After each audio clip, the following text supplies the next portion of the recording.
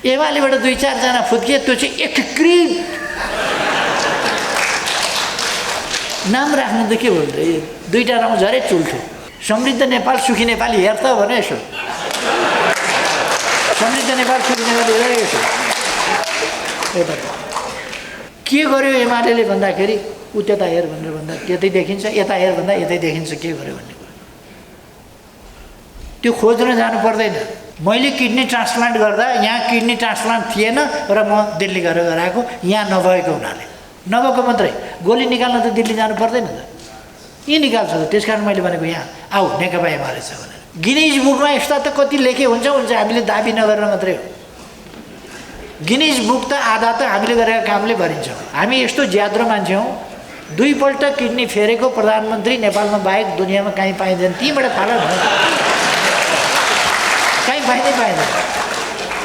Kidney फेरेको मान्छे बिमारी जस्तै नभइकन फेरि जस्ताको तस्तै 2 पल्ट किडनी फेरेर पनि उस्ताको उस्तै हुने दुनियाँमा सायद कहीँ हुँदैन, यहीँ हुन्छ। यो एमाले हो क्या, यो यहाँ हुन्छ।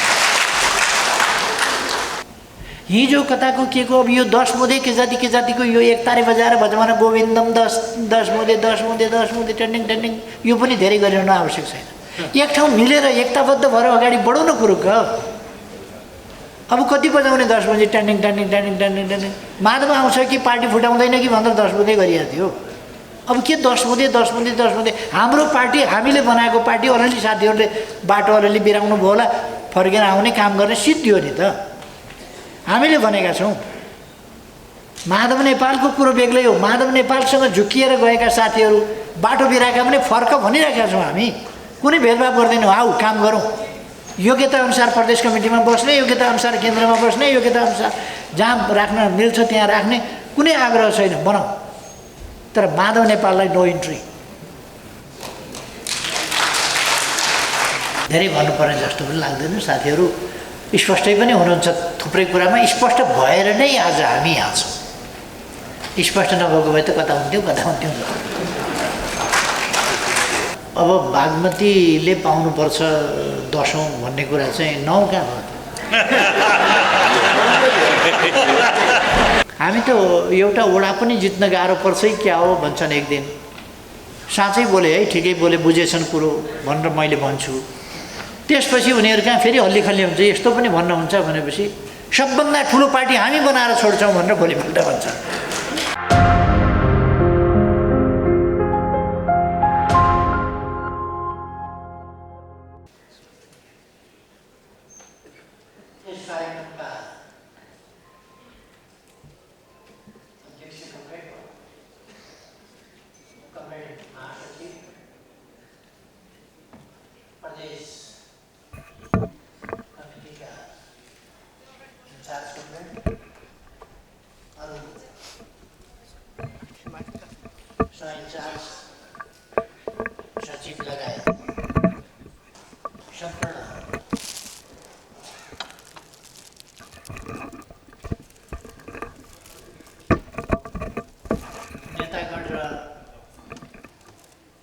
सदस्य कमरेडहरू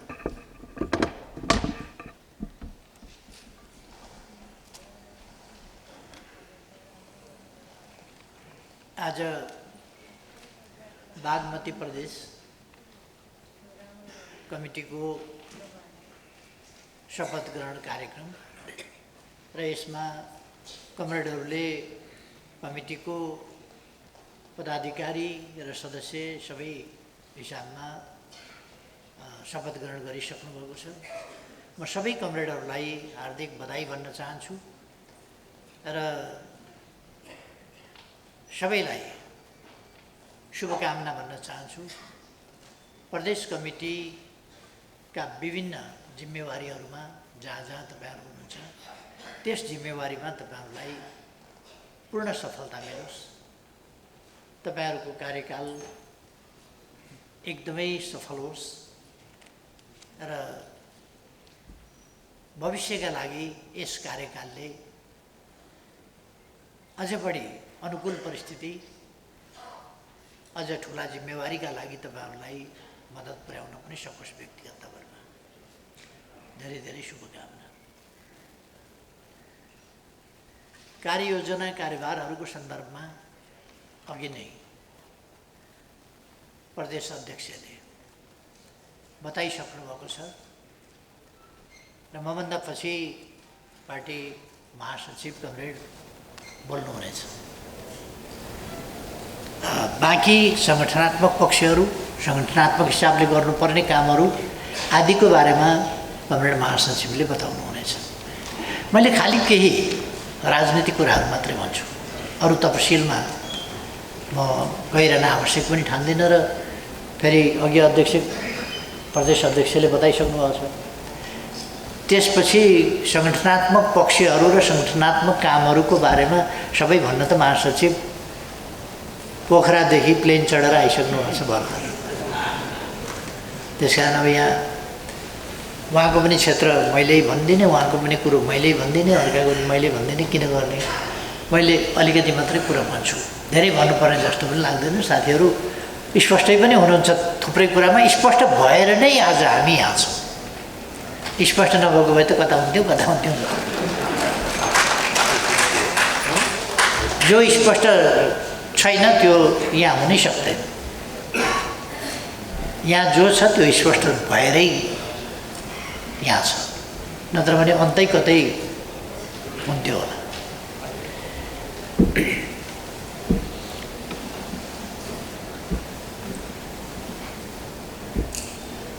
एउटा चाहिँ अलिकति अघि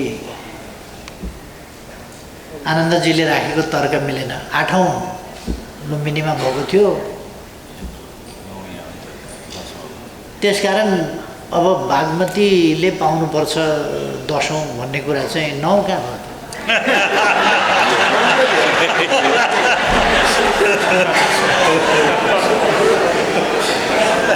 अलिकति मिलेन कि जस्तो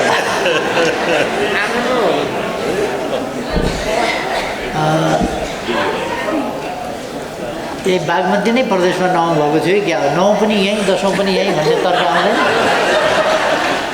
त्यसकारण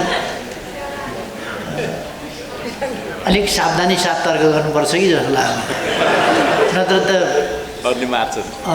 अरूले फेरि यो त मिलेन छ भन्ला नि।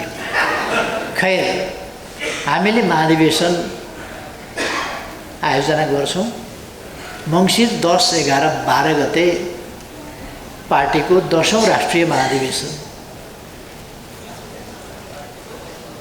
हुन्छ कुनै पनि हालतमा हुन्छ। त्यो तिथि मिति केही पनि सक्छ। त्यो कहाँ हुन्छ भन्ने कुरा भोलि टुङ्गो लाग्छ। अस्ति मैले यदि अन्यथा निर्णय नभएमा भनेको छु बुटौल।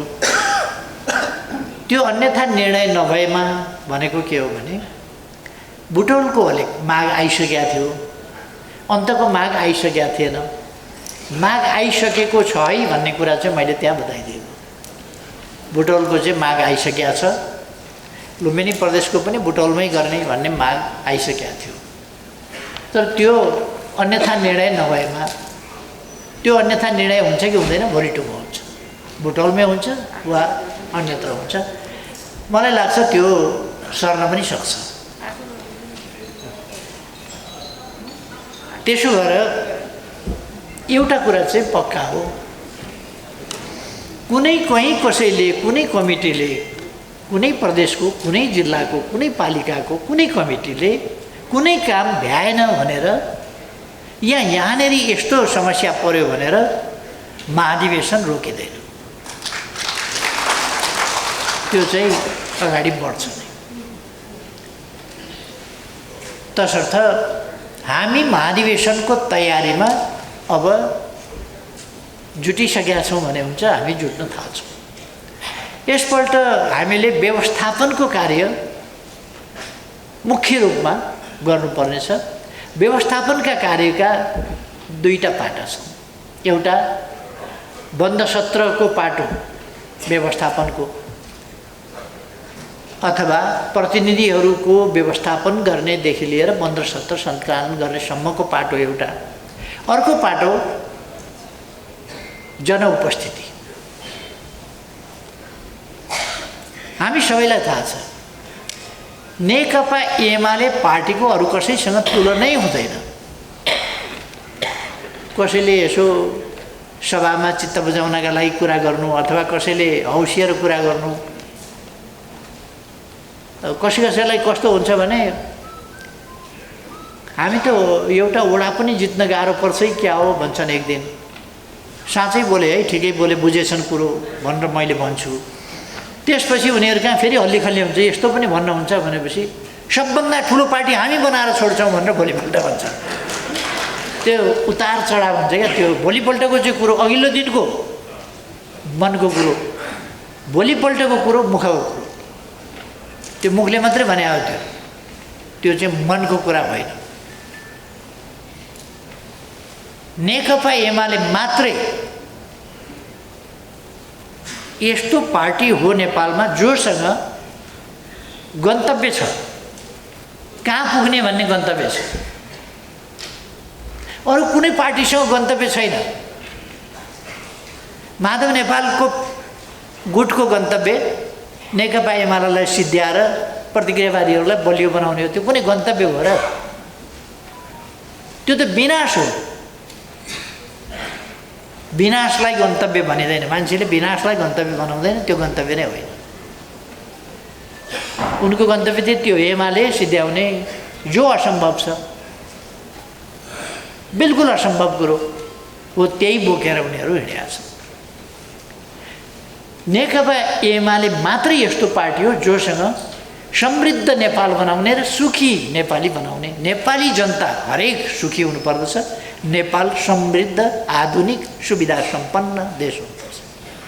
यस्तो हाम्रो धरतीको, हाम्रा धरतीका स्रोतहरूको, हाम्रा धरतीका उपलब्ध समग्र चिजहरूको समुचित व्यवस्थापन, त्यसको उपयोग, त्यसको अधिकतम उपयोग वृद्धि र त्यसको प्रतिफल प्राप्ति र त्यो समुचित ढङ्गले जनतामा पुर्याउने र सुविधा सम्पन्न आधुनिक यस्तो सामाजिक प्रणाली र प्रबन्ध भएको देश जहाँ शान्ति, सुव्यवस्था छ, न्याय छ, समानता छ, सुरक्षा छ, सम्मान छ, नागरिकलाई सम्पन्नता छ र सुविधा छ।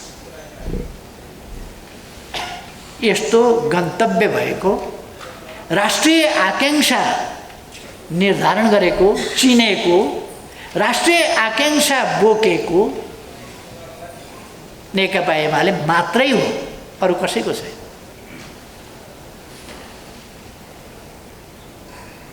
र एउटा त गन्तव्य भएको पार्टी हो मात्रै हो, यो त स्पष्ट छौँ नि हामी। अरू कसैसँग गन्तव्य कुनै पनि छैन। कसैले के भन्ला, कसैले के भन्ला, कसैले समाजवाद भन्ला, कसैले के जाति भन्ला, अब भन्दिनलाई त के भयो?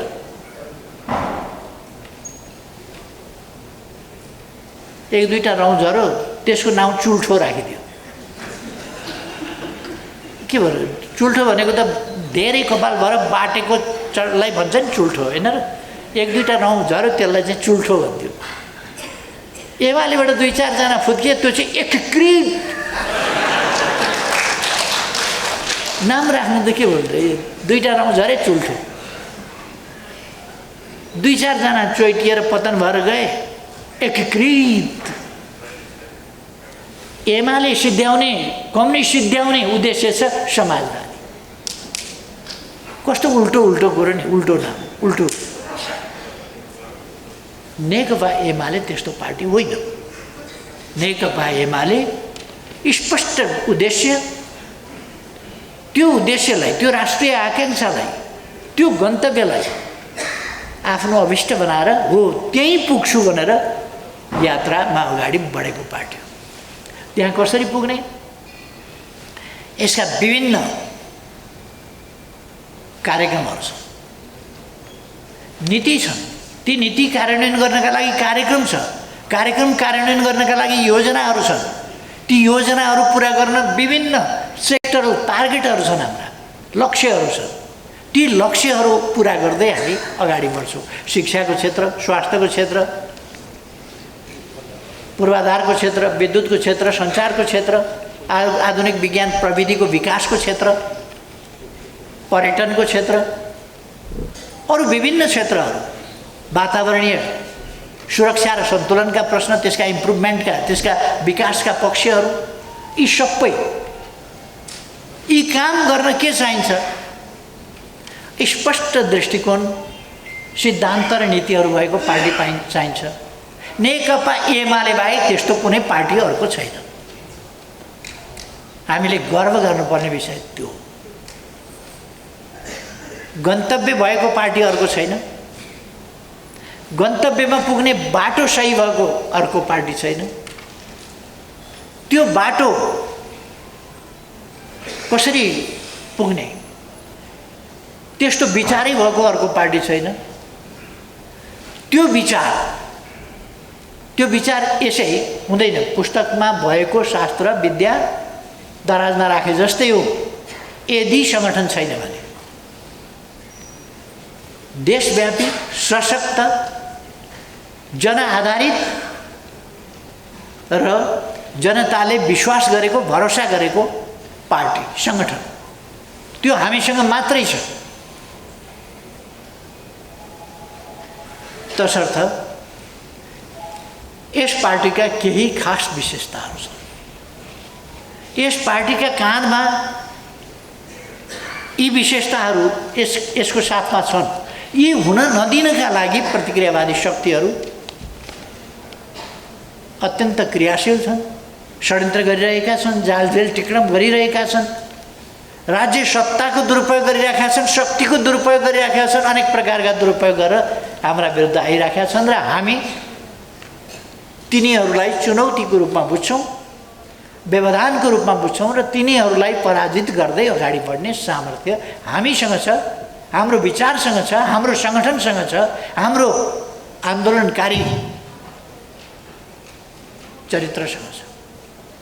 हामी यी सबै कुराहरूको सामना गरेर अगाडि जान सक्छौँ र हाम्रो गन्तव्यतर्फको यात्रा हामी कठिनाइ रहित छ भन्दैनौँ, व्यवधान रहित छ भन्दैनौँ, चुनौती रहित छ भन्दैनौँ, चुनौतीयुक्त छ, चुनौतीले भरिएको छ। तर ती चुनौतीहरूलाई हामी सामना गर्दै अगाडि बढ्न सक्छौँ। अरू पार्टीहरू हडबडाए छन्, नेकपा एमाले मात्रै ढुक्का छ। अरू पार्टीहरू यो साँठगाँठ छ नि अहिले भइरहेको विभिन्नहरूको, यो साँठगाँठ टुट्ला भनेर यो साँठगाँठ चुनावसम्मै लानुपर्छ, चुनावसम्मै। तपाईँ हामी सुनिरहेका छौँ नि दिनै पछि साँठगाँठ चुनावसम्मै लानुपर्छ। यिनीहरूले हेरेको यी चिलले जस्तो हेर्ने पनि होइन, अर्कोले जस्तो हेर्ने पनि होइन। यिनीहरू कति हेर्छन् भन्दा टाढा हेर्ने त्यस्तो दूरदृष्टि होइन। एउटा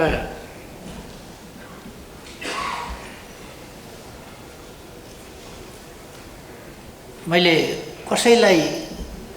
कसैसँग तुलना नगरिकन एउटा कथा मात्रै भनिदिन्छु। रूपचन्द्र बिष्ट रुदाने भन्ने मान्छे हुनुहुन्थ्यो, विद्वान मान्छे, उहाँ जनप्रतिनिधि पनि हुनुहुन्थ्यो, दार्शनिक मान्छे हो, विद्वान मान्छे हो। रूपचन्द्र बिष्ट रुदाने उहाँ दामनको टावरमा बस्नुहुन्थ्यो। उहाँले एउटा गजबको ठुलो कुकुर पाल्नुभएको रहेछ। एक दिन बिहान दामनको टावरबाट हेर्दाखेरि त कतै बादलको एउटा थेग्लो पनि छैन, केही छैन, आकाश एकदम सफा छ, यति मनोरम हिमाल देखिएको छ, सूर्य उदाउन लागेको छ। त्यो उदाउन लागेको सूर्यका बखत टल्किएको हिमाल मनमोहक छ। न त्यो दिन टुरिस्ट छ त्यहाँ, न कोही छ, कोही पनि छैन कसलाई देखाउने। कोही नभेटाएपछि उनले आफूले पालेको त्यो कुकुरलाई ल्याएछन् र ल हेर त कति राम्रो हिमाल, आहा ऊ त्यो पर देखिएको यो हिमाल हो, त्यो यता देखिएको यो हो, त्यो यहाँ हो, त्यहाँ हो भन्दै भन्दै देखाउन खोज्छन्। कुकुर पर हेर्दै हेर्दैन, यसो मात्रै गर्छ। यो अगाडि देखिएको लाङटाङ हो, यो अगाडि देखिएको सोझै देखिएको गणेश हिमाल हो, परतिर यो हो मनासलो हो, के हो, उतापट्टि अन्नपूर्णा हो, त्यो पर देखिएको धौलागिरी, भन्छन् कुकुर यतातिर हेरेर स्वाक स्वाक मात्रै गर्छ, नजिकै हेर्छ स्वाक स्वाक गर्छ। उनले घाँटी समातेर कुकुरलाई मुन्टो यसो ठाडो पारेर वहाँ हेर्न हिमाल हिमाल हेर कति राम्रो छ भनेर उनले भने। तर त्यसरी टाउको उँभो फर्काए पनि कुकुर आँखा उँधो फर्काएर चाहिँ नि स्वाक स्वाक गर्छ, पर हेर्दै हेर्दैन। केही छन् समृद्ध नेपाल सुखी नेपाली हेर त भने यसो समृद्ध नेपाल सुखी नेपाली हेर यसो एउटा सरकार चुनाव त्योभन्दा परतिर त छँदै छैन, देख्दै देख्दै नजिक यसो हाम्रो पार्टी मात्रै हो जसलाई आकाशमा उड्छ चिल, एक ठाउँ स्थिर भएर बसिया हुँदैन, उडिराखेको हुन्छ। उडेका बेला पनि उसले ससाना चिजहरू त्यहाँ जमिनमा देखिराखेको हुन्छ, टाढाबाट पनि फार साइटेडनेस। त्यसलाई भन्छ बेहङ्गम दृष्टि, दूरदृष्टि। त्यसले भ्यागुताले कुवा देख्छ, चराले उसको क्षितिजै कति हो कति फराकिलो हुन्छ। त्यही भिन्नता छ अरू र नेकपा एमालेका बीच। त्यसकारण नेकपा एमालेको कानमा धेरै गहन अभिवारा छ। लडेर ल्याएको लोकतन्त्रको रक्षा यो साधारण कुरा होइन। अहिले पनि लोकतन्त्रको रक्षा साह्रै महत्त्वपूर्ण र चुनौतीपूर्ण विषय बनेको छ हाम्रा अगाडि। लोकतन्त्रको रक्षा, लोकतन्त्र भनेको निर्वाचन भइहाल्छ लोकतन्त्र भइहाल्यो भन्ने होइन। लोकतन्त्रका संरचनाहरू, लोकतन्त्रका अवयवहरू, अङ्ग प्रत्यङ्गहरू, निकायहरू, तिनीहरूप्रति तिनको मर्यादा, तिनीहरूप्रतिको जनविश्वास कस्तो छ, त्यो धेरै महत्त्वपूर्ण कुरा हो। लोकतन्त्रप्रति कस्तो छ, लोकतन्त्र कतिको बलियो छ भन्ने कुरा ती संस्था, तिनको आचरण, तिनको अभ्यास, तिनको मर्यादा, तिनका क्रियाकलाप कस्ता छन् भन्ने कुरा। अब हामी हेऱ्यौँ भने सरकारको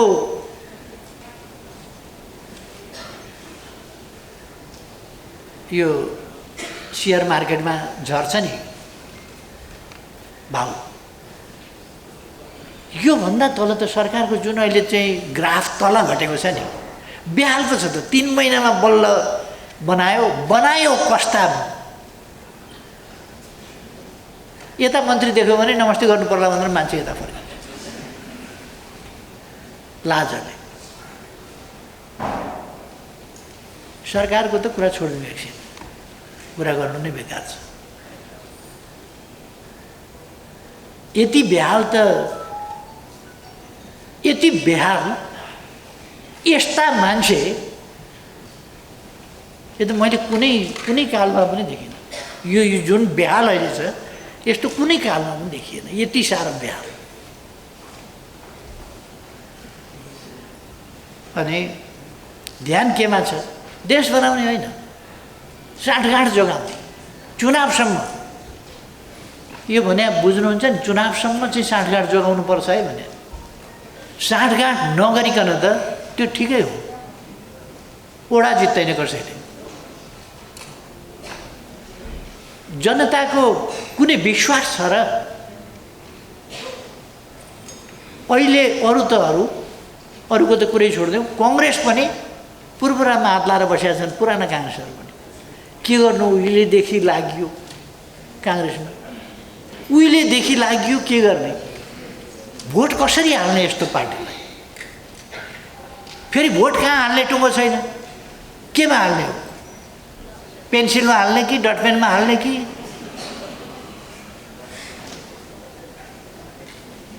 गोलाकारभित्रको हँसिया हथौडामा हाल्ने कि रुखमा हाल्ने कि केमा हाल्ने भन्ने नै टुङ्गो छैन। छातामा हाल्ने कि लौरोमा हाल्ने कि केही टुङ्गो छैन। अचम्म छ, हैरान छ। चितवनमा छोरीलाई जिताइयो, बाउलाई जिताइयो, के पाइयो भने कङ्ग्रेसभित्र एउटा प्रश्न अहिले गम्भीर उठेको छ। चितवनमा छोरीलाई जिताइयो, बाउलाई जिताइयो, के पाइयो? कङ्ग्रेसको गम्भीर प्रश्न छ। खैर, हामीलाई चिन्ता छ। अहिले हेर्नुहोस् त, अदालत अत्यन्त मर्यादित हुनुपर्ने होइन? जनताले केही भएन भने पनि अदालतमा न्याय पाउँछु भन्ने विश्वास गर्नुपर्ने होइन? हेर्नुहोस् त, महाभियोग पनि लाग्न सक्छ भनेका छन् जनस्तरबाट, राजीनामा गर भनेका छन्। के आरोप छ तपाईँ हामी सबै सुनिरहेका छौँ। यस्ता निकायहरू जसप्रति जनविश्वास असाधारण ढङ्गले अन्त कहीँ भएन भने पनि अदालतप्रति जनविश्वास, लोकतन्त्रको साह्रै महत्त्वपूर्ण कुरा के हो भने अदालतप्रतिको जनविश्वास। त्यो त आज त धराशायी भएको छ। मैले अलिक अगाडि नै भने, हामी मुद्दा जित्छौँ हार्छौँ भन्ने कुरा होइन। कसले हामीले 1 महिना अगाडि निकालेका मान्छे सदर भन्दै नक्कली ढङ्गले पार्टी दर्ता गर्न पायो कि पाएन भन्ने कुरा होइन। यी सबै अस्थायी कुरा हुन्। पार्टी दर्ता हुँदैमा के हुन्छ र? दर्ता भए त्यही चुनावसम्म घस्रिएर जाने होइन? चुनावमा जनताले त दर्ता त गर्दैन त। यस्तो पार्टी त निर्वाचन आयोगमा दर्ता भएर त चुनावसम्म दर्ता हुने, चुनावमा त जनताले दर्ता बदर गरिदिन्छ। सार्वभौम जनता त त्यहाँ बाँकी छ नि। यी ठुला कुरा होइनन्। तर न्यायिक निकायहरूको, अर्धन्यायिक निकायहरूको, निर्णय गर्ने संस्थाहरूको मर्यादामा लोकतन्त्र अड्या हुन्छ, विश्वासमा लोकतन्त्र अड्या हुन्छ। संविधानको कार्यान्वयनमा, कानुनको कार्यान्वयनमा, कानुनको राज छ भन्ने विश्वास र अवधारणामा लोकतन्त्र जीवित हुनुपर्छ। जनताप्रति सरकार इमान्दार छ भन्ने कुरामा जनता विश्वस्त हुनुपर्छ। देशप्रति सरकार इमान्दार छ भन्ने कुरामा विश्वस्त हुनुपर्छ। त्यो स्थिति छैन। यो स्थिति छैन, यो यथार्थ। यस स्थितिलाई बदल्ने र त्यस्तो परिस्थिति, त्यस्तो समय ल्याउने जसले देश हितको रक्षा गर्न सक्छ, जनहितको रक्षा गर्न सक्छ, लोकतन्त्रको रक्षा गर्न सक्छ, लोकतन्त्रका स्तम्भ रहेका संस्थाहरूको मर्यादाको रक्षा गर्न सक्छ, माथि उठाउन सक्छ, त्यस्ता संस्थाहरूलाई अपवित्र गर्दैन। अब यहाँ त त्यसकारण हाम्रो काममा गरिबी हटाउने, देशबाट देशलाई समृद्ध बनाउने यो अभिभारा त छँदैछ। तर त्यसो गर्नका लागि हामीले सँगसँगै बुझ्नुपर्छ कि लोकतान्त्रिक प्रणालीको रक्षा गर्न, लोकतान्त्रिक प्रक्रियाको रक्षा गर्नका लागि त्यस्ता सबै सङ्घ संस्थाहरू आफ्ना थान्कामा बसुन्, जसबाट लोकतन्त्र वास्तविक अर्थमा क्रियाशील हुन सकोस्। त्यसरी मात्रै देश विकास हुन सक्छ। त्यसको उपाय के छ त भन्दा जनताको असाधारण विश्वासबाट हामीले बहुमत प्राप्त गर्नुपर्छ। हामी अल्छी भयौँ भने त, हामी जनताका बिचमा गएनौँ भने, हामीले जनता जगाएनौँ भने, हामीले मजदुर किसान जगाएनौँ भने, हामीले जनताहरूलाई सचेत गराएनौँ भने अरूले अल्प ल्याउन सक्छ। भ्रमबाट जनतालाई मुक्त गरेनौँ भने अरूले भ्रम त पारिरहन सक्छ। त्यसकारण भ्रमबाट हामीले जनतालाई मुक्त गर्न पर्दछ। जनतालाई भ्रमबाट मुक्त गर्न अनेक प्रकारका भ्रमहरू फिजाएका छन्। हामी भ्रमबाट मुक्त गर्न जनता कहाँ पुग्न पर्दछ। हाम्रो सक्रियता, त्यसले जनताले चाहेको आज के छ भने हाम्रो सक्रियता, हाम्रो आत्मविश्वास। हामी आत्मविश्वासका साथ जब जनतामा जान्छौँ, सक्रिय हुन्छौँ, जनतालाई सचेत गर्छौँ, सचेत जनतालाई सङ्गठित गर्छौँ, सङ्गठित जनतालाई परिचालित गर्छौँ, त्यसैबाट हामी विजयी हुन्छौँ। आज देशलाई चाहिएको एउटा मात्रै कुरा छ, जम्मा जम्मी एउटा कुरा। पहिलो कुरा अहिले देशलाई चाहिएको एउटा मात्रै कुरा के हो भने एमालेको दिग्विजय। एमालेको विजय चाहिएको छ, अरू केही छैन। एमालेको विजय भएन भने केही पनि हुँदैन। अरूसँग केही छँदै छैन, न गन्तव्य, न बाटो, न दृष्टिकोण, न केही, न प्रतिबद्धता, न सङ्कल्प। अनि यसो च्याखे थापेर जुवामा खालमा बस्छन् नि, खालमा बसेकाहरूका बिचमा उनीहरूले चाहिँ अलिक क्याटक्याटै खेल्छन् मोटामोटै। अनि च्याखेले यसो सानोतिनो रकम स्याहार्छ, यतापट्टि यतापट्टि भनेर हाल्छ। यो च्याखे हालेर चाहिँ उसले जित्यो भनेदेखि यसो त्यो च्याखेले पनि जित्ने, गयो भने सुकामोहर गयो, आयो भनेदेखि सुकामोहर गर्दै अलि आयो भने त्यस्तै। यो खालका च्याखेहरूको त्यो हारजित पनि खास हुने होइन, तर खिचिखिची चाहिँ रहन्छ।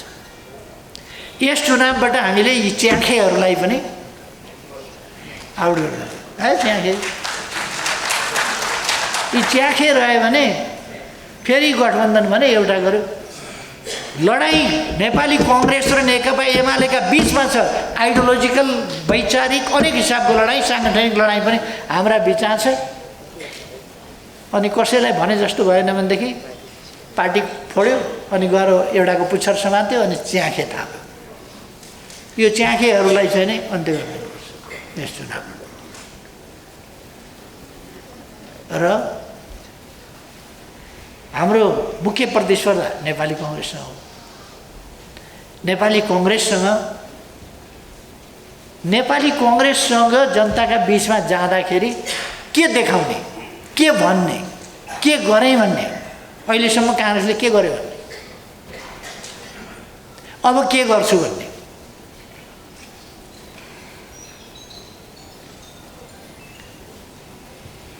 अहिलेको सरकार एक खालको नायबीद्वारा चलाइएको निमित्त नायकको सरकार। यो नायबीद्वारा चलिरहेको छ अहिले, निमित्त नायकको सरकार। नायक होइन।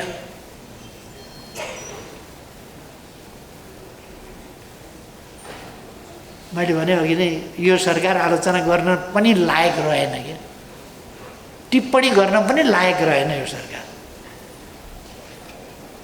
जसको हातमा नायबी छ, पर्दा पछाडि छ के भन्नु। जो अगाडि छ बिचरा अर्काले चलाएको नायबीमा चल्या छ, के भन्नु, त्यो हालतमा छ।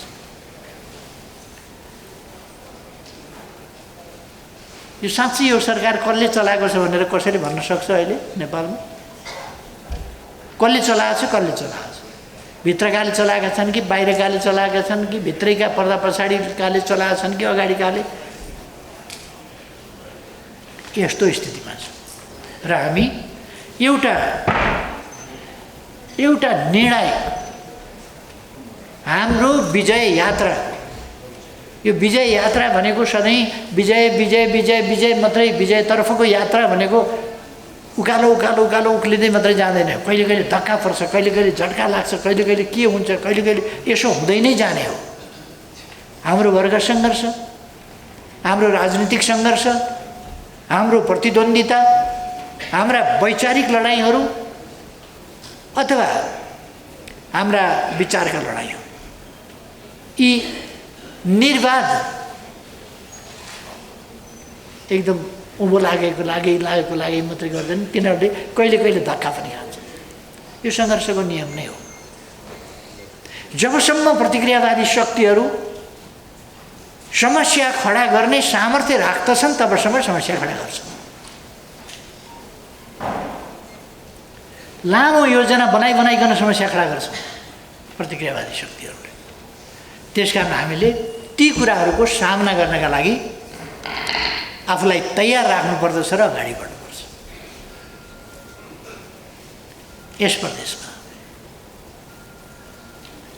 यस प्रदेशमा अहिले मैले भनेका कामहरू गर्न,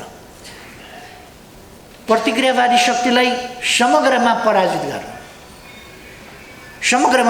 गर्न हामीले वैचारिक लडाईँ पनि लड्नु परेको छ, प्रचार युद्ध पनि सञ्चालन गर्नु परेको छ। उनीहरूसँग प्रचार सामग्री छ, हामीसँग सामग्री छैन। हामीले भएका सामग्रीहरूलाई प्रयोग गर्ने र आधुनिक प्रविधिको प्रयोग त्यस मार्फत हामीले उछिन्नु पर्नेछ। अर्को, हाम्रो सक्रियताले जनताको बीचमा गएर जनतालाई सम्झाएर हामीले प्रचार युद्ध जित्नु पर्नेछ। एकातिर विकास निर्माणका निम्ति हामीसँग योजना हुनुपर्छ, दृष्टिकोण हुनुपर्छ, हामी विकास यो गर्न सक्छौँ भन्ने कुरा हुनुपर्छ र हामीले कुनै जिम्मा लिएर छोड्दाखेरि यो गरेँ है मैले भन्ने हाम्रो ठाउँ बनाउनुपर्छ। हाम्रा वडा हुन् कि, हाम्रा पालिका हुन् कि, हाम्रा जिल्ला हुन् कि, हाम्रा प्रदेश हुन् कि, हाम्रा विभिन्न आयोजना होस् कि, हामी कहीँ जिम्मा लिन्छौँ भने जहाँसुकै पनि होस् जिम्मा लिएका ठाउँमा, प्रदेश कमिटी होस् कि, साथीहरू प्रदेश कमिटीमा हुनुहुन्छ, प्रदेश कमिटीको सदस्यको हैसियतमा तपाईहरु कतिको सफल हुन सक्नुहुन्छ? प्रश्न त्यो हो। हामी हरेकले आफ्नो काममा सफल हुनै पर्दछ, असफल हुने हामीलाई छुट छैन। जुन ठाउँमा हामी हुन्छौँ त्यो सफल हुनुपर्छ, जुन काम हामी जिम्मा लिन्छौँ सफल हुनुपर्छ। जुन ठाउँ हामीले यसरी ड्राइभ गर्नु हुँदैन जसले बाटाबाट तल खसोस्, गाडी दुर्घटना हुने गरी, खस्ने गरी, अथवा नदौडिने गरी, अथवा बिग्रिने गरी, अथवा तीव्र गति चलाउन खोज्दाखेरि कन्ट्रोल नहुने गरीको गति कुनै पनि गर्नु हुँदैन भन्ने कुरा हामीले सावधान। हामीलाई चाहिएको सफलता, अत्यन्त सन्तुलित ढङ्गले हामीले सफलतामा पुर्याउनुपर्छ। सफलतामा पुर्याउन हरेक सफल हुनुपर्दछ। तपाईहरुले आफ्ना ठाउँमा सफल ढङ्गले नेतृत्व गर्नुपर्दछ। सफल ढङ्गले नेतृत्व गर्न योजना, सक्रियता। मैले अस्ति एउटा युट्युब यसो बेलुका देखेको थिएँ, खोल्दै जाँदाखेरि युट्युब आयो, एउटा शिक्षिका पढाउँदै रहेछन्, त्यो बेलुकाको क्लास रहेछ। अनि उनले भन्दै थिए,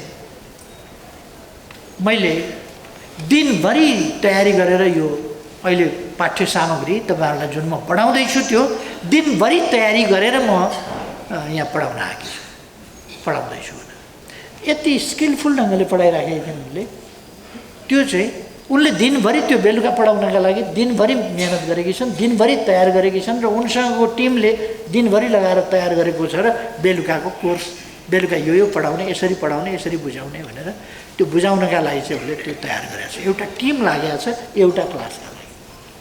अर्थात् हामीले हाम्रो काम गर्दा पनि त्यसै गरी होमवर्क, आफ्नो गृह कार्य, आफ्नो तयारी हामी के गर्छौँ त भन्दा योजना हाम्रो हुनुपर्छ। कताबाट काम थाल्छौँ, कसरी अगाडि बढाउँछौँ, कसरी सम्पन्न गर्दै जान्छौँ र कसरी पुरा गर्छौँ, कति अवधिमा पुरा गर्छौँ, त्यो अवधिलाई कसरी आवधिक टार्गेट हाम्रा के हो, क्षेत्रगत टार्गेट के हो, साङ्गठनिक टार्गेट के हो, प्रशिक्षणगत टार्गेट के हो, जनताका बीचमा जाने टार्गेट के हो, यी सबै कुराहरूको हामीले चाहिँ निश्चित समयावधिभित्र के गर्ने, यो हरेक कमिटीको हरेक साथीहरूको त्यो हुनुपर्दछ र त्यसो गर्दाखेरि मात्रै तपाईहरु सफल हुन सक्नुहुन्छ। हिँड्दै जाउँ, चल्दै जाउँ भनेर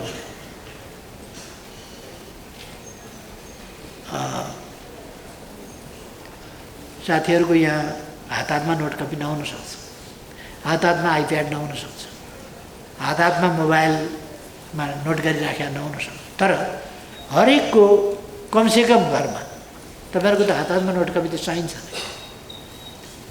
तपाईँहरूले स्मरणका लागि पनि नोट गर्नेदेखि लिएर अनि आफ्ना कार्ययोजनाहरू चाहिँ पहिले तयार गर्नुपर्छ लिखित रूपमा। अनि तपाईँले एक हप्ताको कार्ययोजना बनाउनु भयो भने एक हप्तापछि तपाईँले समीक्षा गर्नुपर्छ कि त्यो मैले बनाएको कार्ययोजना पुरा गरेँ गरिनँ, भयो कि भएन, के कारणले भएन, कहाँनिर कमी रह्यो। एक महिनाको टार्गेट तपाईँको छ भने एक महिनामा यति गर्ने छ भने त्यो गर्नु पर्यो। योजनाबद्ध ढङ्गले हामी अगाडि गयौँ भने हाम्रा विरोधीहरू यसै कहाँ पछाडि छोडिएका छन्, अझै तिनीहरू कहाँ पछाडि छोडिन्छ। सफलता मेहनतले प्राप्त हुने हो।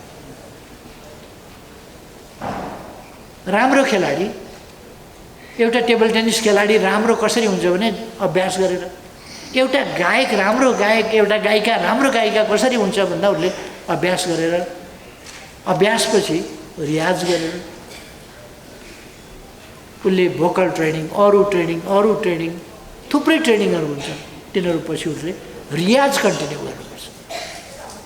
रियाज कन्टिन्यू भएन भने उसले गाउन सक्दैन, राम्रो गाउन सक्दैन।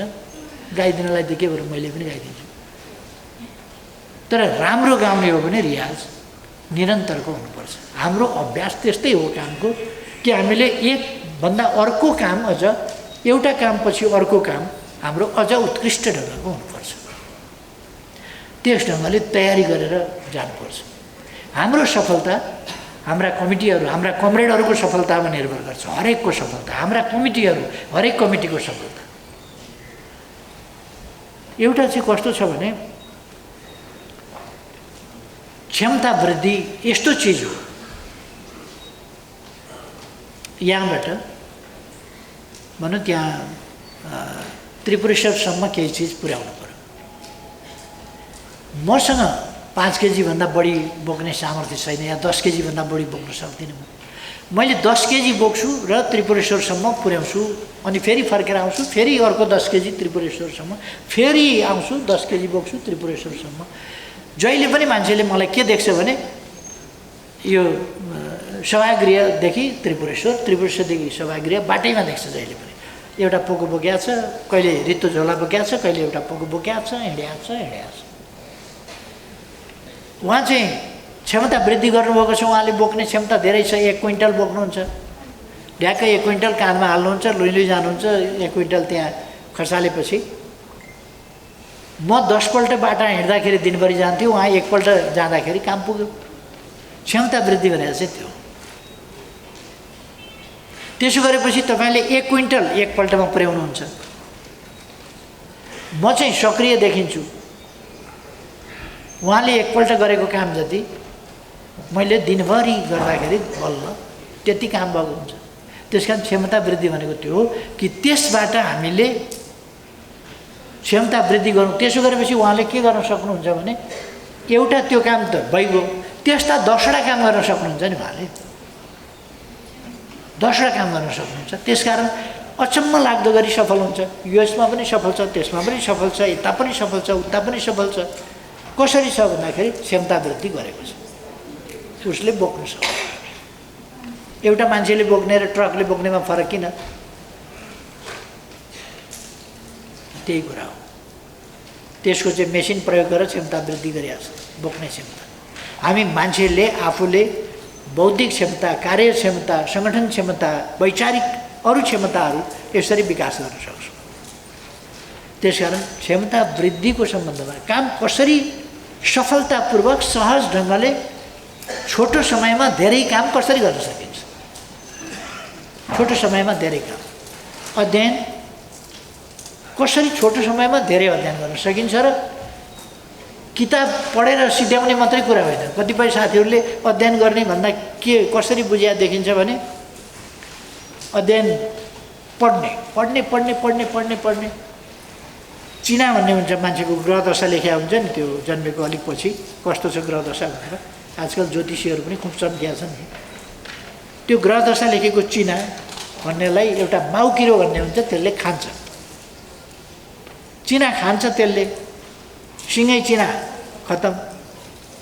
तर कतिवटा ग्रह थिए त्यो चिनामा उसले थाहा पाउँदैन। चिना त खाइसक्यो, ग्रह कतिवटा थिए त्यसमा थाहा पाउँदैन, नक्षत्र कति थिए थाहा पाउँदैन। त्यस कारण हाम्रो पढाइ पनि खान चाहिँ चिना खायो, तर ग्रह कति थिए, कति नक्षत्र थिए थाहा नपाउने हुनु हुँदैन। पुरानो गाउँघरको भनाइमा के भन्छन् भने 12 वर्ष रामायण पढो सीता कसकी जोई भन्छन् नि। एउटा गाउँघरतिर त्यस्तो भनाइ छ। 12 वर्ष रामायण पढेपछि कसको श्रीमती अरे सीता भनेर सोध्यो भने होइन मैले त रामायण पढ्न त पढेको, कसको पो हो। त्यस्तो पढाइ होइन। हामीले ट्वाक ट्वाक ट्वाक ट्वाक के त्यसबाट निकाल्नुपर्ने हो। त्यो ठक्क निकाल्ने, यसरी निकाल्ने कि त्यो फेरि बसोस् क्या मस्तिष्कमा बस्ने गरी अध्ययन गर्ने। छोटो समयमा धेरै अध्ययन गर्ने, धेरै अध्ययन गर्नुपर्छ हामीले। त्यसकारण छोटो समयमा धेरै अध्ययन गर्ने, अध्ययन गर्दा फरक नपर्ने गरी शिलापत्रभन्दा बढ्ता हुने गरी अध्ययन गर्ने। त्यसरी लेखियोस् भित्र, त्यसरी अध्ययन गर्ने, क्षमता वृद्धि गर्ने। यी कामहरूमा कमरेडहरू लाग्नुभयो भने तपाईँहरू सफल हुन सक्नुहुन्छ। मैले अघि शुभकामना भने, तर शुभकामना चाहिँ कसरी सफल हुन सक्छ भन्दा यसरी सफल हुन सक्छ। योजना बनाउँदै एउटा पुरा योजना, तपाईँ आफ्नो निर्वाचन क्षेत्र, आफ्नो जिल्ला छ भने आफ्ना जिल्लाका सबै पालिका, सबै वडा, सबै प्रदेशका र निर्वाचन क्षेत्रहरू कसरी जितिन्छ त्यसको हिसाब गर्नुहोस् न। कति भोट आएको थियो, के कारणले आएको थियो, कति भोट बढी छ, कति कमी छ, कहाँ बिग्रिन सक्छ, कहाँ बिगार्न सक्छ, विपक्षी कस्तो ढङ्गले आउँछ, आफू कस्तो ढङ्गले जाने हो, कति भोट कहाँबाट बढाउनु पर्ने हो। हामी त उन्नति गर्दै जानु पर्यो नि। नयाँ पङ्क्ति, युवा पङ्क्ति निस्किएको छ नयाँ भोटरको रूपमा। 74 भन्दा त यता नयाँ भोटर निक्लेका छन् नि। त्यो नयाँ भोटरको पङ्क्ति ठुलो छ। त्यो पङ्क्ति त्यसलाई अन्त जाने दिनु भएन। तिनीहरू किनभने तिनीहरूलाई पहिलोपल्ट भोट सूर्यमै हाल्न लाउनुपर्छ। अन्त हाल्यो भने तिनीहरूको हात बिटुलियो नि। हात बिटुलिन दिनु हुँदैन नयाँ पङ्क्तिको। देशका विरुद्ध भोट हाल्न उनीहरूका हातले नहालोस्, त्यो कुरा उनीहरूलाई हामीले सम्झाउनुपर्छ। तिमी युवा छौ, तिमीले देश बनाउनुपर्छ, बनाउने जिम्मा तिम्रो हो। तिमीले अहिले नै हात जुठो पार्यौ भने भन्नुहोस् त कस्तामा भोट हाल्नुपर्ने हो। देश बिगार्ने ठाउँमा भोट स्वाट हाल्यो भनेदेखि त पहिलो भोट नै हेर्नुहोस् त। एउटा युवाको देश बनाऊ भन्ने पवित्र भावनाको मान्छे छ, तर भोट हाल्छ गलत ठाउँमा, हात जुठिएन, हात बिटुलिएन, बिटुलिन दिनु हुँदैन। बिटुलियो भने फेरि त्यसलाई चोख्याउन धेरै साबुन, धेरै पानी खर्च गर्नुपर्छ। त्यसकारण बिटुलिन नदिने युवा पङ्क्तिको यस्ता विधिहरू कहाँ के गर्नुपर्छ यो सबै तपाईँहरूले लगाउन सक्नुहुन्छ। ती विधिहरू लगाएर हिसाब गरेर तपाईँ यस ठाउँमा जित सुनिश्चित गर्नका लागि यो चिज हामीले गर्नुपर्छ। यो चिज हामीले गऱ्यौँ भने हामी आफ्नो ठाउँलाई, यस ठाउँलाई, यो जिल्लालाई, यो प्रदेशले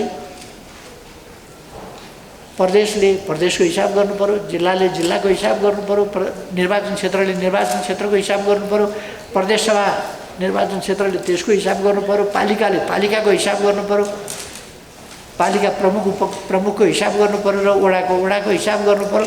कहीँ पनि अर्काले हामीले जित्ने सम्भावना छैन भन्ने कुरै हुन सक्दैन। जनता बसेका ठाउँमा भोट दिने त जनताले हो नि। कमजोरी हाम्रो रह्यो भने मात्रै अर्काले जित्ने हो। त्यसकारण हाम्रो कमजोरी रहन नदिने, हाम्रो कमजोरी रहन नदिएर हामीले काम गर्नुपर्छ। त्यो कमरेडहरूले मैले भनेका कुराहरूको सङ्केत बुझ्नुभयो भन्ने मलाई लाग्छ।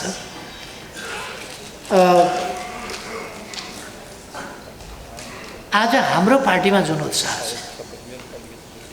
हाम्रो पार्टी फुटायौँ भन्छन्, यस पार्टीबाट प्रचण्ड आफ्नो गुट लिएर अलग गए, माधव नेपाल एउटा सानो हिस्सा लिएर नयाँ पार्टी खोलेँ भनेर माधव नेपाल कुदिया छन्।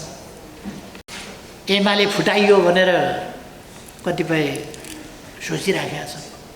तर एकपल्ट प्रचण्डले भनेको सुन्नुभयो होला, देश यस्तो अप्ठ्यारोमा छ, उनीहरूले पार्या त हो नि अप्ठ्यारोमा, देश यस्तो अप्ठ्यारोमा छ,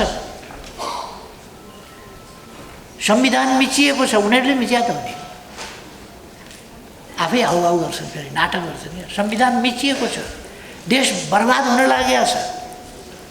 केपी ओली चाहिँ एकदम विजेता जस्तो प्रसन्न खुसी छ, प्रसन्न चित्तमा छ, मान्छे हँसाएर हिँडिया छ। उनीहरूलाई छक्क लाग्छ क्या।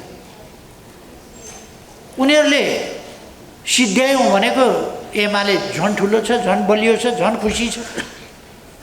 एमालेलाई धुरु धुरु रौला भनेको त एमाले त झन् मुस्कुराएर हिँडेको छ। रौला भनेको सिद्ध्याउँला भनेको त झन् साह्रो।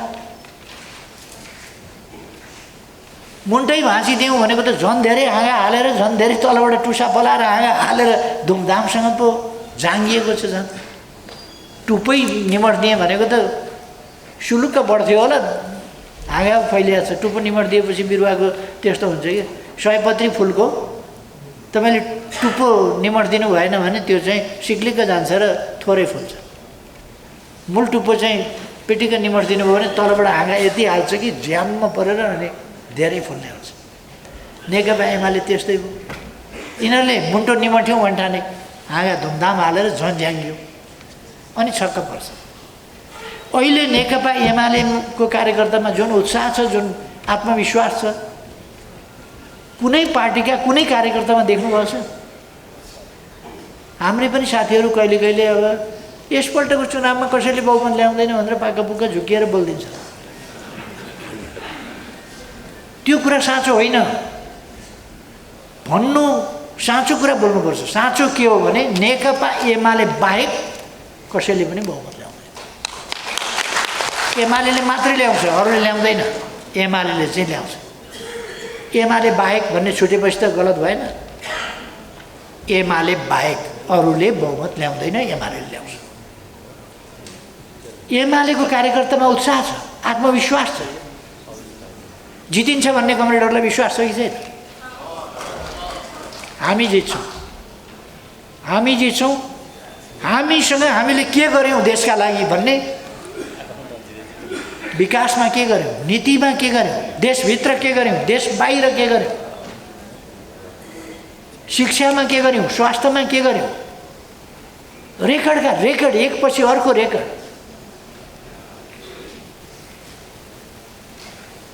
कमरेडहरू सबै महाधिवेशनका प्रतिनिधि अस्ति हुनुहुन्थ्यो। महाधिवेशनमा विद्यार्थीहरूले एउटा 101 भन्ने विकासको के बाँड्या पनि थियो क्या, त्यो पाउनुभएको होला कमरेडहरूले। कतिले नपाएको भएदेखि त्यस्तो अरू पनि हामी वितरण गर्छौँ। विद्यार्थीले अस्ति वितरण गरेका छन् 101 उपलब्धि भनेर। एउटा ऊ देखाइयो नि त, होइन? त्यो भिडियो देखाइयो नि त एउटा, त्यसमा पनि उपलब्धिका कुराहरू आएको छ। कमरेडहरूले यो हेर्ने, दुईवटा कुरा गर्ने, सामग्री पनि साथमा राख्ने, साना साना खालका सामग्री, फोल्डिङ सामग्री बनाएर। अर्को सबैभन्दा बढी उहिले यो कण्ठ गर्ने हुन्थ्यो नि त। पुराण कण्ठ गरे हुन्छ मान्छेले, वेद कण्ठ गरे हुन्छ, महाभारत कण्ठ गरे हुन्छ, रामायण कण्ठ गरे हुन्छ। जब त्यत्रो किताब कण्ठ गरे हुन्छ भने हामी त त्योभन्दा ससानो बनाउँछौँ नि त। त्यो त हामीलाई सबै 101 वटा किन नआउने? तपाईँ 101 होइन, 1001 भन्दा 10,000 मान्छे तपाईँ चिन्नुहुन्छ होला। 10,000 मान्छे चिन्नुहुन्छ भने आफूले गरेका कामहरू किन चिन्न सक्नुहुन्न?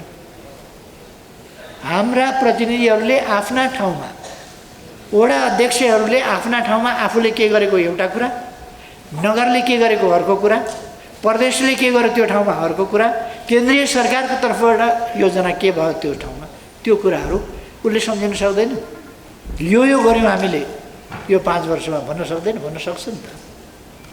त्यसै गरेर लिडरहरूले हामीले के गर्यौँ भन्दाखेरि मेचीदेखि महाकालीका मुख्य मुख्य कुरा 101 वटा त भन्न सक्छ नि। 101 वटा त दिमागमै रहन सक्छ। मैले अहिले भन्नु पऱ्यो भने लगभग 101 वटा त खुर्र भन्छु होला। यो गरेका छौँ, मेचीमा यो गऱ्यौँ, महाकालीमा यो गऱ्यौँ, यहाँ गऱ्यौँ, बागमतीमा यो गऱ्यौँ, यसो गऱ्यौँ, उसो गऱ्यौँ। के गर्यो एमाले भन्दाखेरि ऊ त्यता हेर भनेर भन्दा त्यतै देखिन्छ, यता हेर भन्दा यतै देखिन्छ के गर्यो भन्ने कुरा। त्यो खोज्न जानु पर्दैन। यस्तो गर्यो भनेको सुने होला नि, गरेका थियो नि भन्ने त्यो भन्न जानु पर्दैन। त्यहीँबाट भन्न सकिन्छ नेकपा एमाले के गर्यो भनेर ऊ त्यहाँ हेर, ती देखाउन सकिन्छ, यता हेर ती देखाउन सकिन्छ, स्वास्थ्य चौकीतिर देखाउन सकिन्छ, स्कुलतिर देखाउन सकिन्छ, छानातिर देखाउन सकिन्छ। कहीँ फुस्का छाना तिनका भइरहेका छन्, कहीँ पुनर्निर्माण देखाउन सकिन्छ, कहीँ छाना देखाउन सकिन्छ, कहीँ नयाँ घर देखाउन सकिन्छ, कहीँ के देखाउन सकिन्छ, कहीँ बाटा, कहीँ पुल, कहीँ झोलुङ्गे पुल देखाउन सक्ने त कति कुरा छन् नि। के गर्यो भन्दाखेरि कहीँ पानी देखाउन सकिन्छ, कहीँ अरू चिज देखाउन सकिन्छ, कहीँ विद्युत देखाउन सकिन्छ, कहीँ विद्युतका पोल देखाउन सकिन्छ, कहीँ बिजुली के अरे टेलिफोनका तारहरू जमिन मुनि लाँदै गरेका कुराहरू देखाउन सकिन्छ, जमिन माथिका कुरा देखाउन सकिन्छ, जमिन मुनिका कुरा देखाउन सकिन्छ, उड्ने कुरा देखाउन सकिन्छ, गुड्ने कुरा देखाउन सकिन्छ, उडाउने ठाउँ देखाउन सकिन्छ, गुडाउने ठाउँ देखाउन सकिन्छ। नेकपा एमाले गरेको। अरूले के भन्छ त? जनताका बिचमा गएर भन्छ के अरूले? अरूले त भन्ने ठाउँ त केही पनि छैन। हामीले यसो गरेका हौँ भन्ने त केही पनि छैन। हामी यसो गर्छौँ भन्ने ठाउँ पनि छैन नि। हामीले समृद्ध नेपाल सुखी नेपाली भनेको के हो? समृद्ध नेपाल सुखी नेपाली भनेको यो हो। अरू त विचाराहरू त्यो समृद्ध नेपाल सुखी नेपाली सुखी नेपाली भन्दाखेरि यो त एमालेलाई जस जान्छ भनेर सुखी नेपाली भन्ने आँट पनि गर्दैन विचाराहरू। डराउँछन्, त्यो शब्दैसँग डराउँछन्। सुखी नेपाली यो त सामाजिक सुरक्षा आत्तिन्छ। बुढाबुढी भनेपछि ज्येष्ठ नागरिक भत्ता आउँछ, वृद्ध भत्ताको कुरा सम्झिन्छ भनेर बुढाबुढी भन्न पनि गाह्रो। बालबालिका भन्यो तिनको अभिभावक बिन बालबालिकाको अभिभावक सरकार बन्यो त्यस बेला एमाले गर्यो त्यो काम। अन्ध अपाङ्ग आदि इत्यादि शारीरिक रूपमा अशक्तहरूको हेरविचार एमाले गर्छ। नेपालमा कोही भोकै पर्दैन, कोही भोकले मर्दैन भन्ने हिम्मत नेकपा एमाले गर्छ। अनि अस्ति एकजनाले मलाई बडो जवाफ दिएछ। घाइतेहरू गोलीसोली निकाल्नु छ भने प्रचण्डले गोली हनाए, मान्छे मराए, सबै गरे, गोली निकाल्ने त तिनको हुती छैन। कसैको शरीरमा गोली छरा छ भनेदेखि सरकारले त गर्दैन होला। गरेन भने नेकपा एमालेको त्यहाँ थापाथलीमा केन्द्रीय कार्यालय छ, त्यहाँ आउनु, गोली निकाल्ने भन्ने काम गर्छ एमाले भनेको। एकजना मझौला कदका काङ्ग्रेसका कार्यकर्ताले भनेछन् केपी ओली आफै विदेश जान्छ उपचार गर्न, अरूलाई चाहिँ हामी गराउँछौँ भन्छ भनेर। यहाँ नहुने उपचार मात्रै म बाहिर गएको छु। मैले किडनी ट्रान्सप्लान्ट गर्दा यहाँ किडनी ट्रान्सप्लान्ट थिएन र म दिल्ली गएर गराएको, यहाँ नभएको हुनाले। नभएको मात्रै, गोली निकाल्न त दिल्ली जानु पर्दैन त, यहीँ निकाल्छ त। त्यस कारण मैले भनेको यहाँ आऊ नेकपा एमाले छ भनेर। यहाँ नेपालमा हुन्छ नि त गोली निकाल्ने, छर्रा निकाल्ने काम त। त्यस कारण त्यतिका लागि बाहिर जानु पर्दैन। अर्कोपल्ट म सिङ्गापुर गएँ, नेपालमा नहुने उपचारका लागि मात्रै डक्टरले रिफर गरेर गयो। अनि जवाफ दिनका लागि त मान्छेले दिन्छन्, तर अर्थ नबुझिकन। अर्कोपल्ट दोस्रोपल्ट मेरो किडनी ट्रान्सप्लान्ट गर्नु पर्यो। यहीँ नेपालमै किडनी ट्रान्सप्लान्ट हुने भएपछि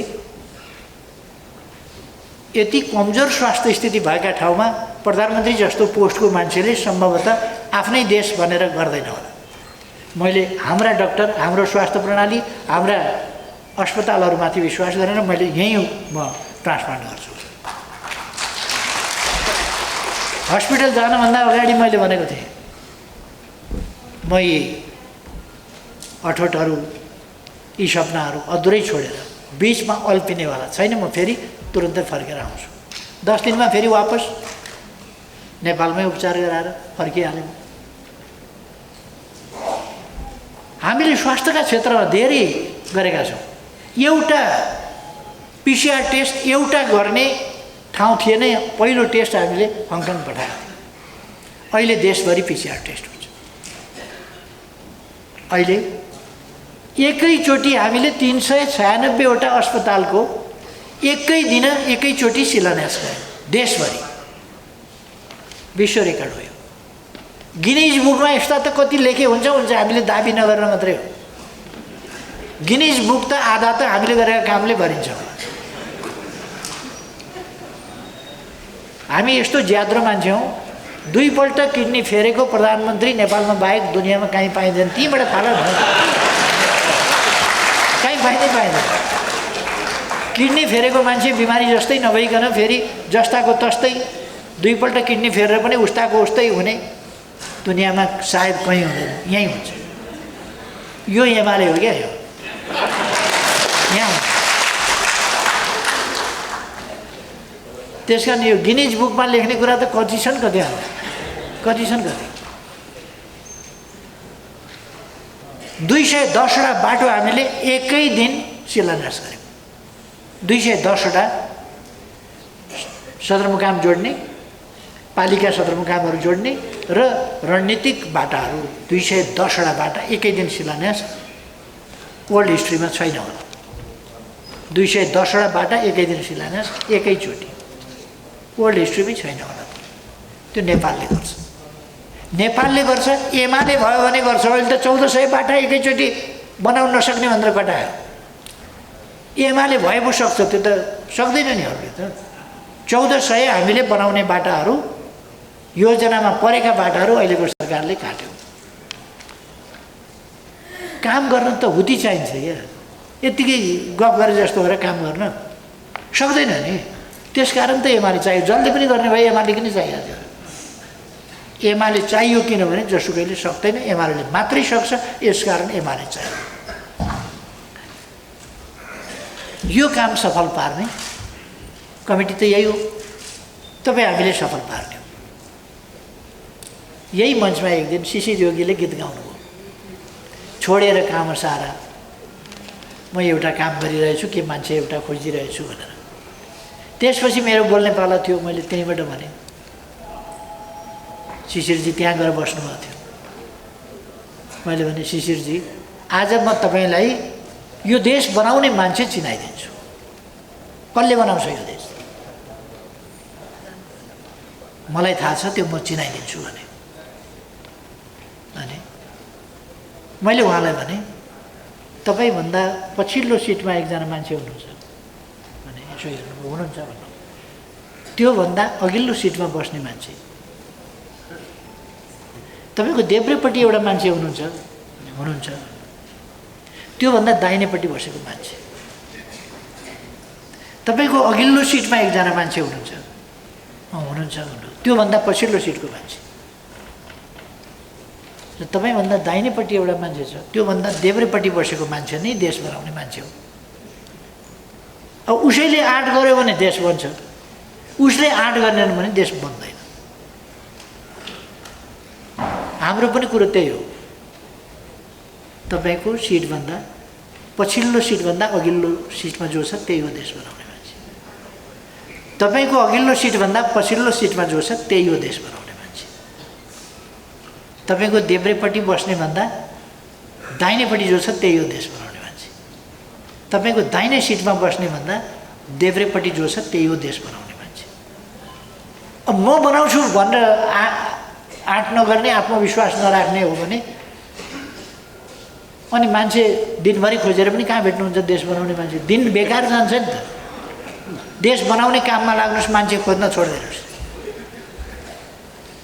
अनि शिशिरजीले अर्को गीत बनाउनु त कसले बनायो, तर उहाँले भन्नुभयो यो कुरो, कुनै रचनाकारलाई भन्नुभयो अनि उहाँले अर्को गीत बनाउनु, हामी बनाउँछौँ भन्ने, मै बनाउँछु भन्ने भन्नु भएन, हामी बनाउँछौँ भन्ने। त्यो राम्रो भावना हो। हामी बनाउँछौँ, हामीले नै हो बनाउने। हामी भनेको हरेक एक व्यक्ति मिलेर हामी भएको छ। म तपाईँ भएर हामी भएको छ। हामीले बनाउने हो। हामीले बनाउने भनेको मैले बनाउने हो,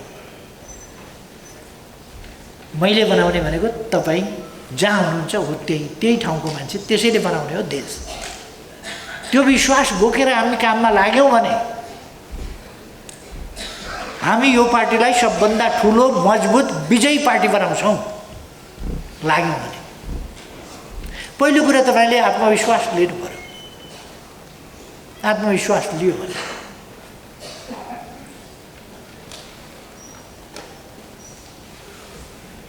ईश्वरजी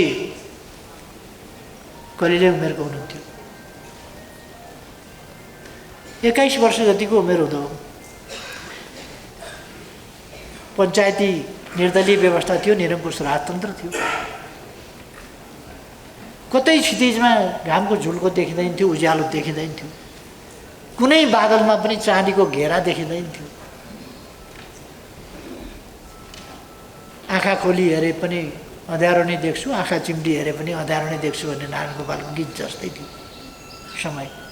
जसरी हेरे पनि अँध्यारो देखिने, आँखा खोलेर हेर्नुहोस् अँध्यारो नै देख्छु, आँखा चिम्ली हेरे पनि अँध्यारो नै देख्छु भन्ने एउटा नारायण गोपालले गाउँछ। त्यस्तै थियो समय। किन हिँड्नुभयो होला क्याम्पस छोडेर, पढाइ छोडेर? सम्भावित अर्कोतिर फर्किएको भए त उज्यालो भविष्य देखिन्थ्यो होला, तर उहाँ क्षितिजभन्दा परको भविष्य हेरेर हिँड्नु। क्षितिजभन्दा परको भविष्य हेरेर हिँडेपछि उज्यालो देखिँदो रहेछ। आज त त्यस्तो समय छैन नि, आज त्यस्तो समय छैन। आज त नेकपा एमालेलाई हल्लाउन पर्यो भने देश विदेशका सारा शक्ति मिलेर होस्टे भन्छ एउटाले, हैसे भन्छ अर्काले, होस्टे हैसे गर्दा बल्ल एमाले हल्लिँदो रहेछ। ढाल्ने त कुरै छोड्दिउँ। सरकारबाट प्रतिपक्षमा आएको भनेको कुनै ढलेको होइन, यो हामीलाई अर्गनाइजेसन गर्ने यो मौका अवसर मिलेको छ। यो कुनै हारेको होइन, हामीले पराजित भएको होइन, एकछिनका लागि अस्थायी धक्का। भारी बोक्ने मान्छे पनि एकछिन बिसाउँछ, खेल्ने मान्छे पनि कुद्छ अनि एकछिन यसो बिसाउँछ, आराम पनि गर्छ। हामीलाई यस्तै यो एउटा इन्टरभल जस्तो मिलेको छ अर्गनाइजेसन। हामी सरकारमा पनि भएको भएदेखि हामीलाई गाह्रो पर्थ्यो। विरोधी कच्याङ गरेको गर्दाखेरि यी कति नालायक छन् भन्ने कुरो जनताले बिर्सिन आँटिसकेका थियो। हाम्रा विरुद्ध कराकासन गरेर बिर्सिन आँटेका थियो। अहिले त जनताले त झलझली सम्झिएको छ नि। ओहो, अस्ति त नेपाली काङ्ग्रेसका नेताहरूले भाषण गरे, थेरी यो सरकारभन्दा त अघिल्लै सरकार गतिलो थियो त धेरै राम्रो थियो, के गल्ती गरिएछ यस्तो? आफ्नै मुखले भने नि त, भन्न पर्दो रहेछ। आज त हामी त्यो ठाउँमा छौँ, नेकपा एमाले अलिकति एक कदम पछाडि एमालेलाई धकेल्न पर्यो भने देशभित्रको मात्रै होइन दुनियाँको सारा शक्ति लाग्नु पर्दो रहेछ र एक कदम पछाडि सार्न सकिँदो रहेछ। नेकपा एमालेका निम्ति त यस्तो, तर नेकपा एमालेको गन्तव्य अहिले पनि यो सरकार ढाल्दिउँ भन्ने हो भने धेरैजना भनौँ एक हप्ताभित्र यो सरकार चाल्छ। एमालेले ढाल्दिउँ भन्ने हो भने यस्तै साँठगाँठ के जाति गठबन्धन यस्ता गर्ने हो भने त हामी 7 दिनभित्र ढाल्दिन्छौँ। लोभी पापीहरू छन्, दिए पो भइगयो नि, त्यसले हामी भनिहाल्छौँ। त्यो कुन साथी भयो, दिए सिद्धिने कुरा छ त्यहाँ, के छ र? अरूले भन्दा हामी दिन सक्छौँ नि। अरूले 5 बिलो लाउनुपर्छ, बिलो। हामीलाई त के छ र, सिँगै आफू हो। त्यस कारण प्रचण्ड मिलाउनु देख्नु भएन 40% ल ढ्याक्कै, हामी त त्यो गर्न सक्छौँ नि। अरूले त्यो गर्न सक्छ? काङ्ग्रेसले 40% ल माधवलाई दियोस् त 40%, प्रचण्डलाई दियोस् त 40%, सक्दैन। त्यहाँ त बिरो बाँड्नुपर्छ, बिलो। गाउँघरतिर बिरो भन्ने चलन थियो, तपाईँहरूको कतिको आजकल सहरतिरै बसेका मान्छेहरूलाई त थाहा हुँदैन। गाउँघरतिरका मान्छेहरूलाई चाहिँ बिलो भन्ने पहिले चलन थियो, अझै पनि गाउँघरमा अलरेडी छ दुर्गम ठाउँहरू। तर हाम्रो गन्तव्य, हाम्रो अभिष्ट चाहिँ सरकार बनाउने होइन, देश बनाउने र सरकार बनाउने कुरा फरक छ। हामी देश बनाउनका लागि हामी जित्ने कुरा किन गरिराखेका छौँ? हामी सरकार बनाउने कुरा गरिराखेका किन छौँ भन्दा देश बनाउनका लागि। देश बन्ने निश्चित गरेर मात्रै हामी सरकार बनाउँछौँ। जसो पाए त्यसो सरकारमा खुर्र कुदेर। यसपल्ट अलिकति लज्जाजनक काम केही भए। नेकपा एमालेका सांसदहरू मन्त्री पाउँछु भन्दाखेरि हेर्नुहोस् त कन्तबिजोको त्यो धब्बा नेकपा एमालेका नाउँमा केही कलङ्कित व्यक्तिहरूले त्यो धब्बा लगाए।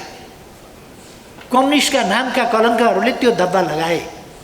लोकपापलाई देशभन्दा ठुलो, जनताका हितभन्दा ठुलो, लोकतन्त्रभन्दा ठुलो, पार्टीभन्दा ठुलो लोकपापलाई बनाए, पद ओहदालाई बनाए, आफ्नो निजी स्वार्थलाई बनाए देशभन्दा ठुलो।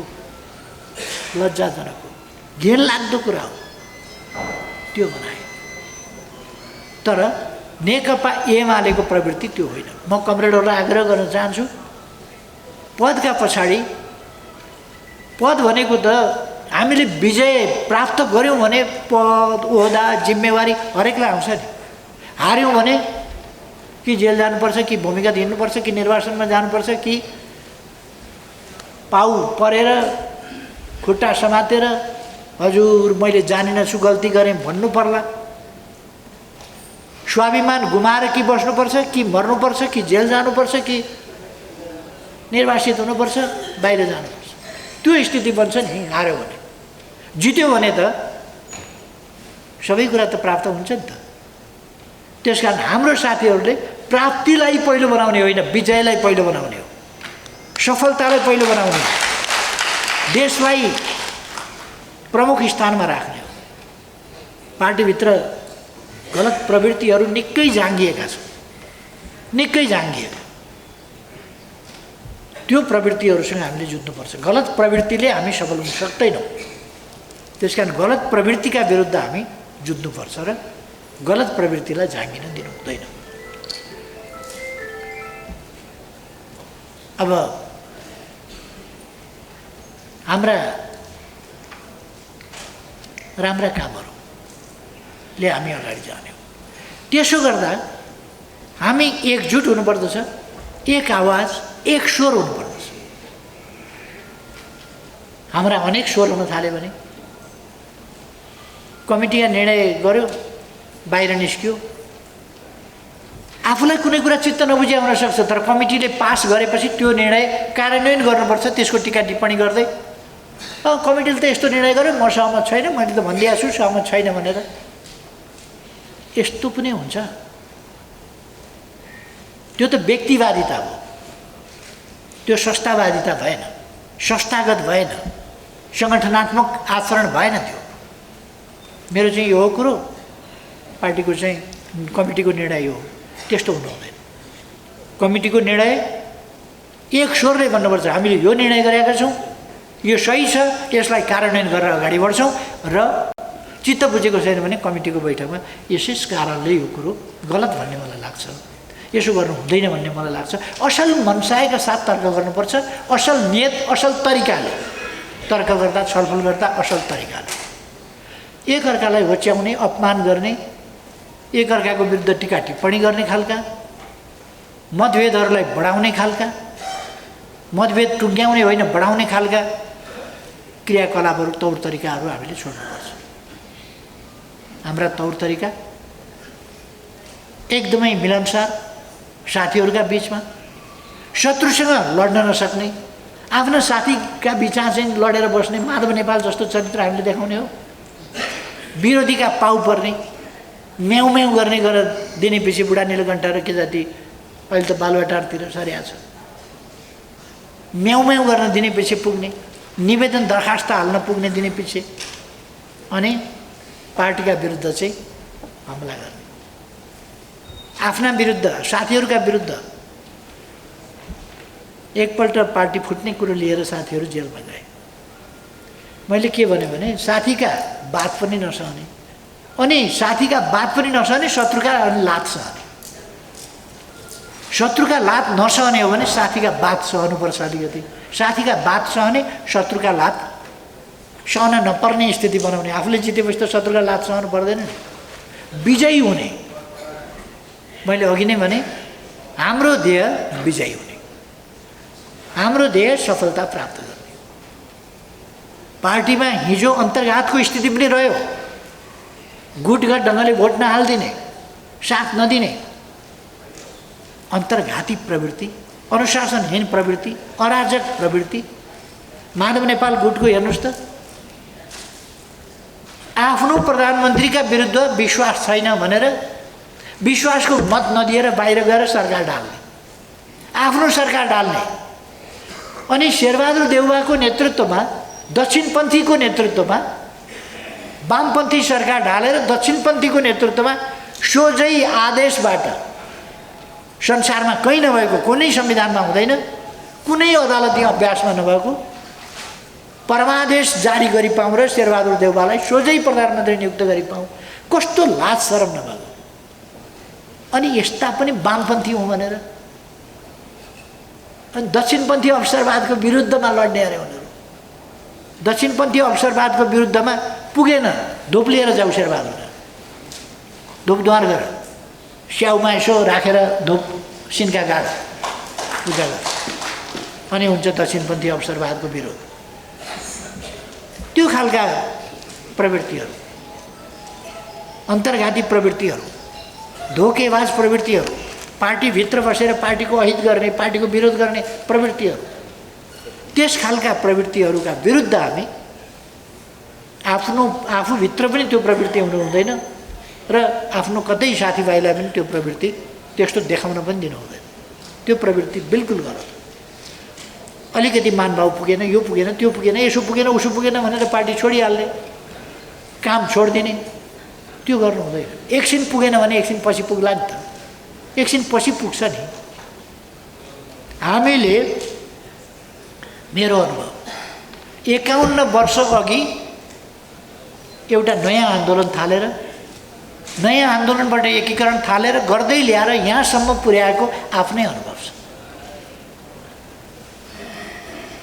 पार्टी नै थिएननको स्थितिमा, ससाना टुक्राहरूमा पार्टी बाँडिएको स्थितिमा, व्यक्ति म त कम्युनिस्ट हुँ, लेफ्टिस्ट हुँ भनेर बसिरहेको स्थिति, वा एकदम ससाना समूहहरू भएको स्थिति। केही कसैले आन्दोलन गर्न त सङ्गठन चाहिन्छ नि, त्यो सङ्गठनै नभएको स्थिति, त्यो क्षमतै नभएको स्थिति।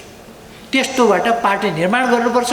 निर्माण गरेर नयाँ पार्टी विस्तार गरेर, निर्माण र विस्तारको बाटोबाट मजबुत भएर अनि अरूसँग एकता गर्ने हो। आफ्नो विचारको नत्र सुप्रिमेसी हुँदैन। कमरेडहरूलाई याद होला, प्रचण्डसँग 62, 63, 64 सालमा मिल्नै पर्छ, तुरुन्तै मिल्ने, विलयन गराउने एमाले भन्ने थुप्रै एमालेका नेताहरू निस्किए, हुतियाराहरू निस्किए। गलत विचार भए पनि केही छैन, त्यहाँ छिरिहाल्नुपर्छ भन्ने। यही राष्ट्रिय सभा गरे। यसैमा कृष्णगोपाल श्रेष्ठले, यहाँनिर माइक थियो, कृष्णगोपाल श्रेष्ठले धम्काएर भन्नु, जसलाई माओवादीमा जानु सकिहाल, एमाले चाहिँ मिल्दैन। अहिले मैले पछि त्यो कुरालाई पुष्टि गरेर व्याख्या गरेका थिएँ यही मञ्चमा। त्यो किनभने आफ्नो स्थिति कमजोर भएका बेला, विचार सही छैन भने, जहाँ सही विचार छ त्यहाँ ठिक छ, विचार आफूसँग सही छ, उद्देश्य आफ्नो सही छ भने हामीले त्यस्तो स्थितिमा अरूसँग मिल्दा गलत विचारको डोमिनेसन सहेर गलत विचारलाई मानेर प्रवेश गर्नुपर्ने हुन्छ, जो सही गन्तव्यतर्फ जाँदैन। पछि मैले किन फेरि प्रचण्डसँग एकता गरेँ त? किन एकता गरेको भने प्रचण्ड त अत्यधिक मान्दाखेरि पनि त 40% आइसकेका थिए नि त। हाम्रो विचारको डोमिनेसन, हाम्रो सङ्गठनको डोमिनेसन, हाम्रो सङ्गठनको सुप्रिमेसी अन्तर्गत एकता गर्दाखेरि, हाम्रो विचार अन्तर्गत एकता गर्दा मात्रै मान्न सकिन्थ्यो। यदि त्योभन्दा फरक ढङ्गले मान्ने हो भने हामी समाप्त हुन्थ्यौँ। त्यसकारण एकताको सूत्र त्यही हो। अहिले हामीलाई कसैलाई पनि मिलाउँदाखेरि कुनै आपत्ति छैन, तर मिलाउन लायक कोही छँदै छैन। अहिले वामपन्थी एकता, कम्युनिस्ट एकताका राग अलाप्नु निरर्थक। खोइ वामपन्थी प्रचण्ड दक्षिणपन्थीको सेवामा लाग्ने वामपन्थी हुन्छ? वामपन्थी सरकार ढाक्ने, आफ्नो पार्टी फुटाउने, आफ्नो सरकार ढालेर अर्कालाई बुझाएर अनि ऊ 4वटा मन्त्री दिने, यी 5वटा मन्त्री। होइन हजुर, 5वटै दिनुपर्छ मलाई त मन्त्री हजुर, मलाई त 5वटै चाहिन्छ हजुर। कसरी हुन्छ र यस्तो त हजुर? हात थापेर आफ्नो सरकार छ, त्यो आफ्नो सरकारमा भन्ने नि 10वटा मन्त्री बनाउँछु। उनले भनेका 10वटा बनाए हुन्थ्यो नि त। तर त्यो सरकार ढालेर हेर्नुहोस् त, हिजोको यत्रो जगर भएको प्रचण्ड चुचु चुचु चुचु चुचु चुचु गर्ने अहिले हेर्नुहोस् त हालत।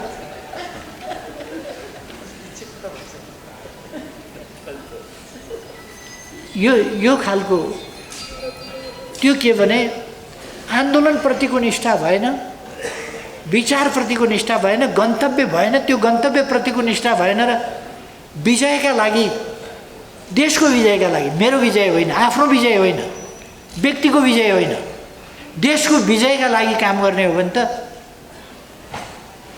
सबभन्दा त्यसको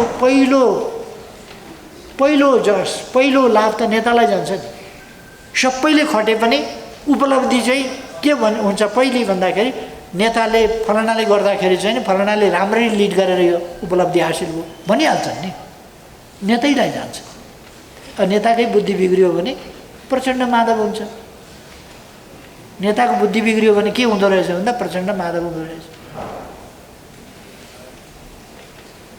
हामीले आन्तरिक अनेकता होइन, आन्तरिक एकतामा जोड दिनुपर्छ र एकता बनाउनुपर्छ।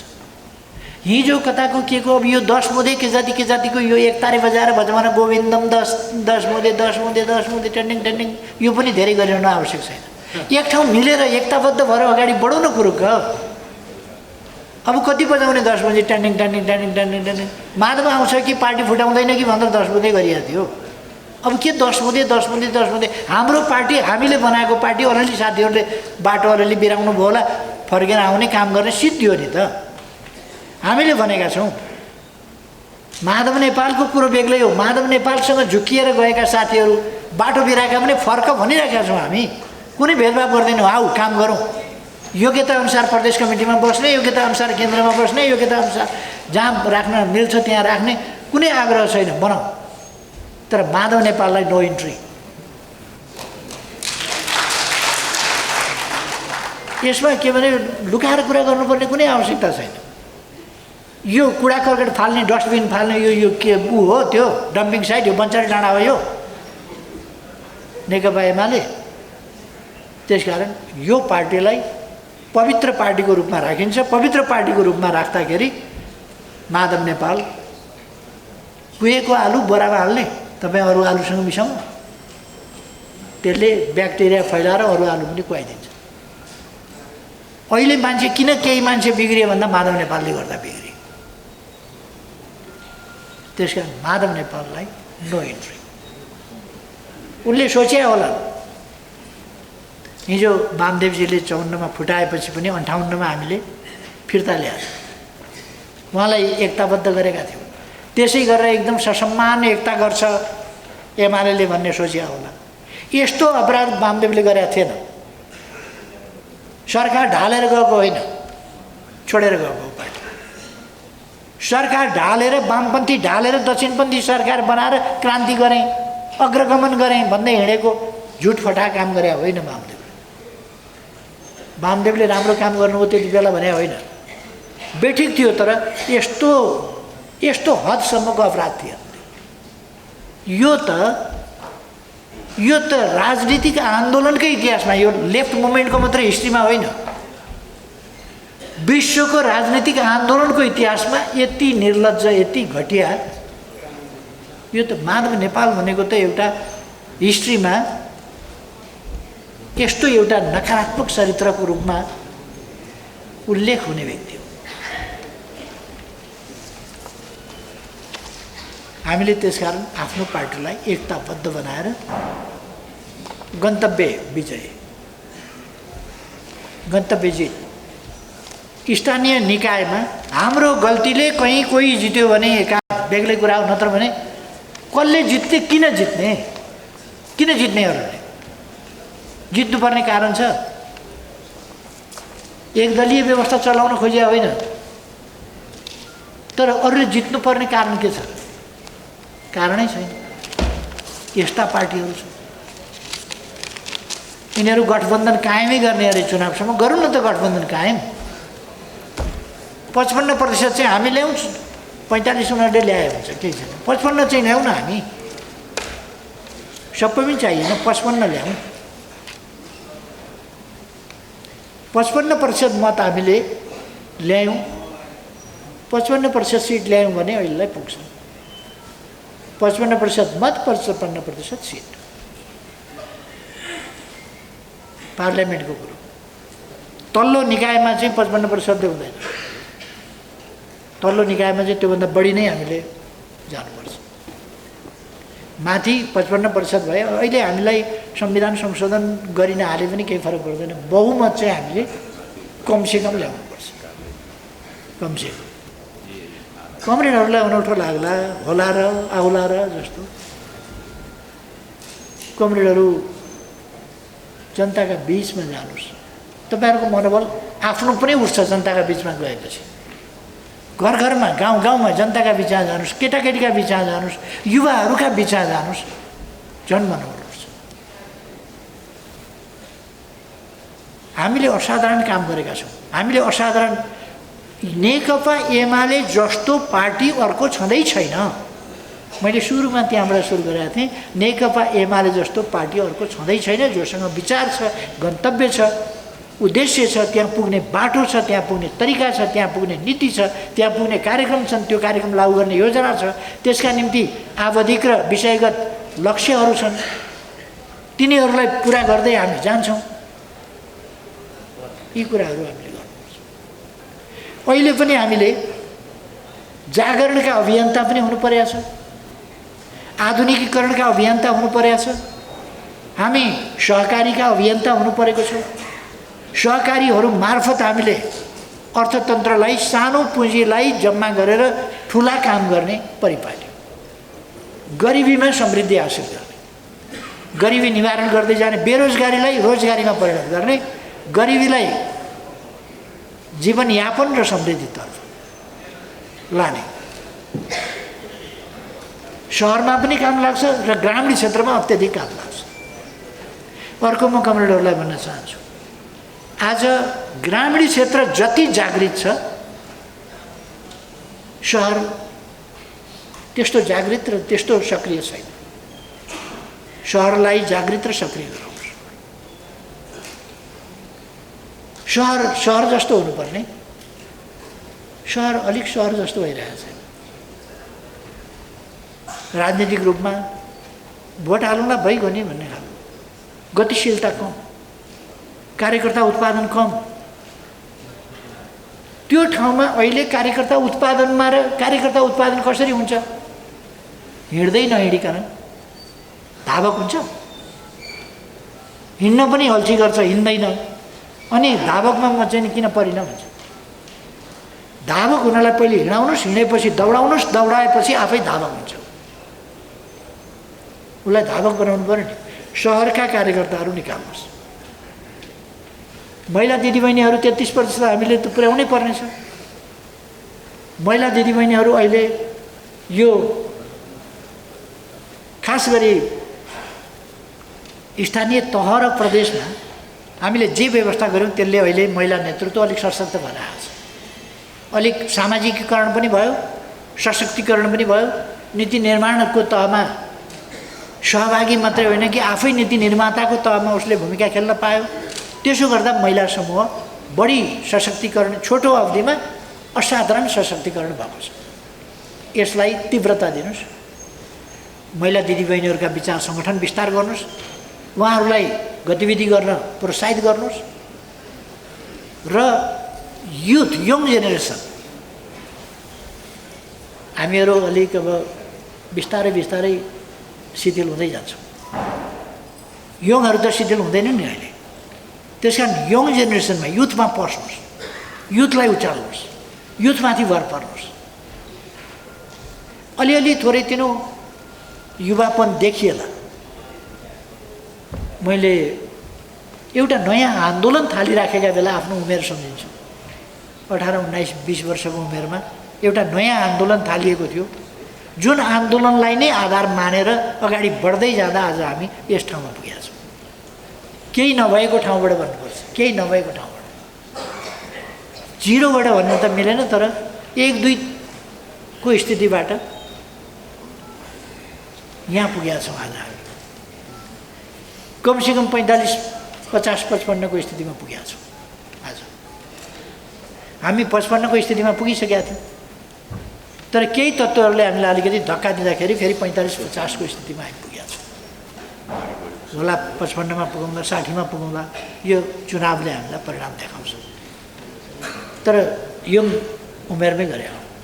माओ सेतुङहरूले यङ उमेरमै सुरु गरेर 28 वर्षमा त्यत्रो चिन जितेका थिए। यो त यति सानो देश छ नि। यो त 28 वर्षमा त 6 जनाले सुरु गरेको पार्टी 28 वर्षपछि त चीन मुक्त गरेका थिए। जापानसँग लडेर, प्रतिक्रियावादी कुमिन्ताङसँग लडेर, सबलाई लखेटेर चाहिँ 28 वर्षमा उनीहरूले जितेका थिए।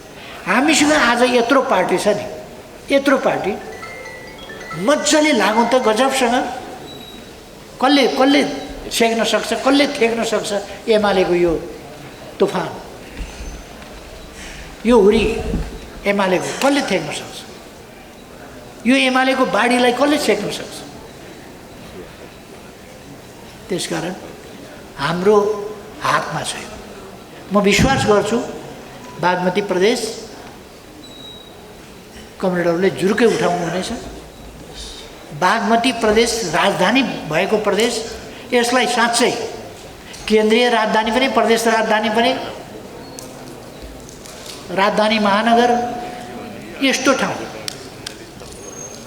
त्यसो भएर म कमरेडहरूलाई आग्रह गर्न चाहन्छु, यसलाई त्यस अनुकूलकै, त्यस अनुरूपकै बनाउनुहोस्। यो कमरेडहरूको हातमा छ। तपाईँहरूको योजनाबद्ध कामको काम मात्रै गरेर हुँदैन, योजनाबद्ध काम। अघि नै मैले भने योजनाबद्ध काम। आफूलाई केन्द्रित नगर्नुहोस्, विजयलाई केन्द्रित गर्नुहोस्। म हुने कि अर्को क्यान्डिडेट हुने छोडिदिनुहोस्। जो हुँदा सफल हुन्छ, अहिले त्यही सफल बनाउने हो। जो हुँदा हुन्छ सफल बनाउने, सफल बनाएर अगाडि जाने। त्यसमा लागु म कमरेडहरूलाई हार्दिक आग्रह गर्न चाहन्छु। यो शपथ ग्रहणका बेला, शपथ ग्रहण समारोह भनेको एक ढङ्गले भन्यो भने अब कामको प्रारम्भको घोषणा हो। यो कामको प्रारम्भको घोषणा गरिरहेका बेला र कामको निम्ति प्रतिज्ञा गरिरहेका बेला, अनुशासित र सक्रिय ढङ्गले काम गर्ने प्रतिज्ञा गरिरहेका बेला मैले कमरेडहरूसँग यी कुराहरू गरेको, यस ढङ्गले काम गरौँ भनेर। अब आज देशमा मैले अघि नै भने सरकारको सम्बन्धमा त आलोचना गर्न पनि लायक रहेन सरकार, धेरै केही भन्दिनँ। कतिपय ठाउँमा यो अविरल 3 दिने वर्षाले निकै ठुलो क्षति पुर्याएको छ। खास गरेर पश्चिम नेपालमा बाढीले क्षति पुर्याएको छ। मानवीय क्षतिको त त्यति जानकारी आएको छैन, तर धान बाली आदि नोक्सान पारेको छ र निकै ठुलो क्षति जनतालाई परेको छ।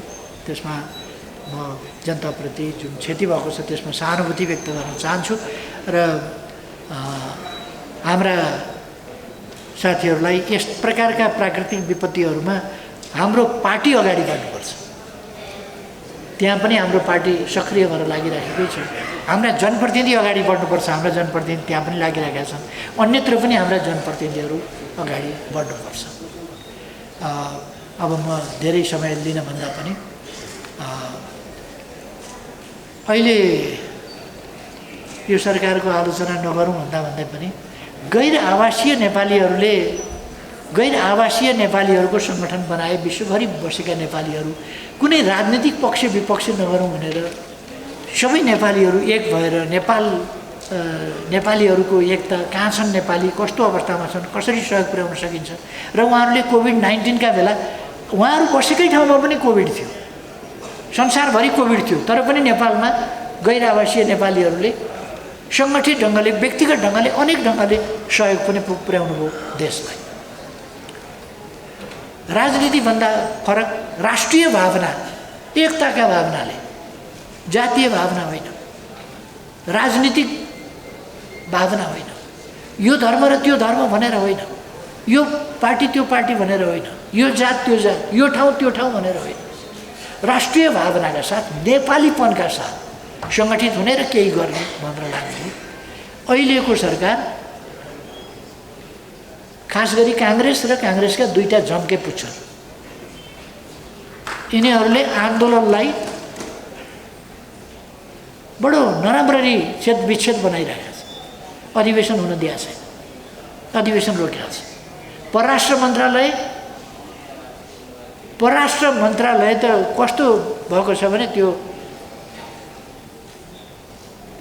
नायबी जसको हातमा छ उसको आदेश अनुसार मात्रै आदेश तामेल गर्ने एउटा तामेली अड्डा भएको छ र गैर आवासीय नेपालीहरूको सङ्गठनलाई छेदविच्छेद गर्ने, अधिवेशन हुन नदिने। सरकारले यस्तो हस्तक्षेप होइन, सहयोग गर्थ्यो योभन्दा अगाडि, सहयोग गर्ने होइन, अब त्यहाँ फाटो पार्ने, त्यहाँभित्र राजनीति गर्ने।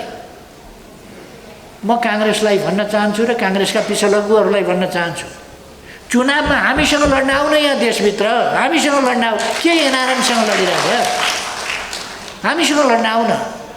लड्ने भने त हामीसँग हो नि चुनाव त, एनआरएनसँग चाहिँ झमेला गरेका छ बेकार।